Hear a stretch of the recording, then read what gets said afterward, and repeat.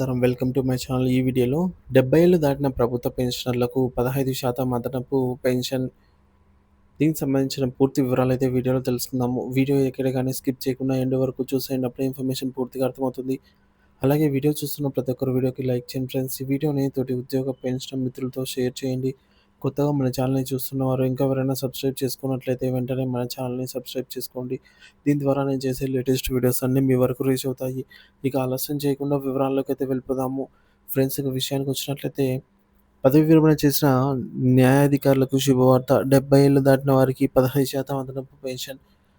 తెలంగాణ రాష్ట్రంలోని పదవీ విరమణ చేసిన న్యాయాధికారులకు ప్రభుత్వం నుంచి ఒక ముఖ్యమైన శుభవార్త వెలువడింది.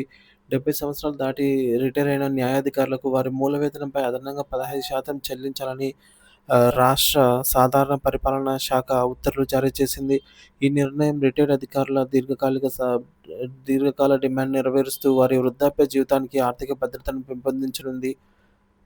పూర్వపు ఉత్తర్వులు మరియు సవరణ అవసరము. సాధారణ పరిపాలనా శాఖ 2023 జూలై 24న జారీ చేసిన ఉత్తర్వులలో 70-75 ఏళ్ల వయసు గల వారికి రిటైర్డ్ న్యాయాధికారులకు పెన్షన్‌పై ఎంత అదనపు మొత్తాన్ని చెల్లించాలనేది స్పష్టంగా పేర్కొనబడలేదు. ఇది కొంత గందరగోళానికి దారితీసింది. అయితే అదే సమయంలో 70-75 ఏళ్ల వయసు గల రాష్ట్ర ప్రభుత్వ రిటైర్డ్ ఉద్యోగులకు వారి మూల పెన్షన్‌పై అదనంగా 15% చెల్లించనున్నారు. ఇక రిటైర్డ్ ఉద్యోగులకు వారి మూల పెన్షన్‌పై అదనంగా 15% అయితే చెల్లించనున్నారు. ఈ ఈ అసమానత తెలంగాణ రాష్ట్ర రిటైర్డ్ న్యాయాధికారుల సంఘం ప్రభుత్వం దృష్టికి తీసుకొచ్చింది. రాష్ట్ర ప్రభుత్వ రిటైర్డ్ ఉద్యోగులకు వర్తింపజేయనున్న అదే విధానాన్ని తమకు కూడా వర్తింపజేయాలని వారు గట్టిగా కోరారు. తాజా ఉత్తర్వులు మరియు దాని ప్రాముఖ్యత. న్యాయాధికారుల సంఘం విజ్ఞప్తిని పరిగణలోకి తీసుకున్న ప్రభుత్వం తాజాగా ఉత్తర్వులు జారీ చేసింది. ఈ ఉత్తర్వుల ప్రకారం 70-75 ఏళ్ల వయసు గల రిటైర్డ్ న్యాయాధికారులకు రాష్ట్ర ప్రభుత్వం రిటైర్డ్ ఉద్యోగుల మాదిరిగానే వారి మూల పెన్షన్‌పై 15% అదనంగా చెల్లించాలని ఆదేశించింది. ఈ నిర్ణయం రిటైర్డ్ న్యాయాధికారుల దీర్ఘకాలిక డిమాండ్‌ను పరిష్కరించడమే కాకుండా న్యాయ వ్యవస్థకు వారు చేసిన సేవలకు తగిన గుర్తింపుగా నిలుస్తుంది. అదనపు పెన్షన్ ప్రయోజనాలు మరియు ప్రభావం.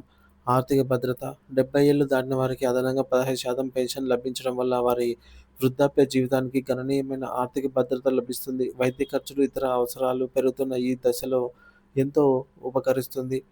సమానత్వం మరియు న్యాయం. రాష్ట్ర ప్రభుత్వంలోని ఇతర పదవీ విరమణ చేసిన ఉద్యోగులకు లభించనున్న ప్రయోజనాలను న్యాయాధికారులకు కూడా వర్తింపజేయడం ద్వారా సమానత్వం మరియు న్యాయం పాటించినట్లవుతుంది. నైతిక స్థైర్యం.